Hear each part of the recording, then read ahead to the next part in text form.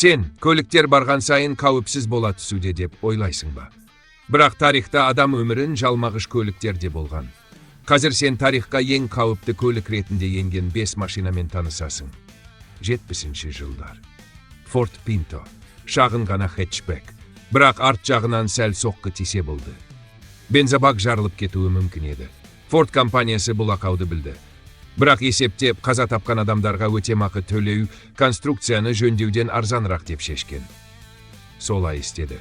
Нәтижесінде жарылыстар болды. Адамдар қаза тапты. Chevrolet Corvair, көркем көрінетін көлік. Артқы жетекпен жүреді, моторы да арт жағында.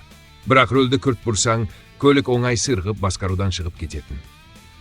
ақш-тағы адвокат Ральф Нейдер бұл көлік жайлы қай жылдамдықта болса да қауіпті деген кітап жазды.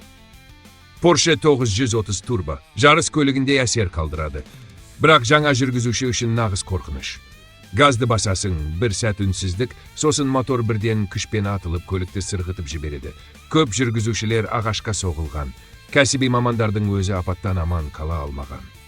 Сондықтан бұл көлікті жұрт жесір қалдырушы деп атаған. Кішкентай, сүйкімді жол талғамайтын көлік. Бірақ рөлді сәл қатты бұрсаң, аударылып кетеді.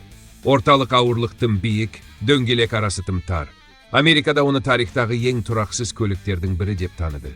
Бұл жай қауесет емес, расында адам өлімі тіркелген.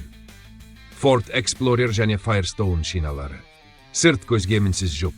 Бірақ сен трассада келе жатасың. Кенет шина жарылады. Көлік бір сәтте аударылып түседі. 100-ден астам адам қайтыс болған.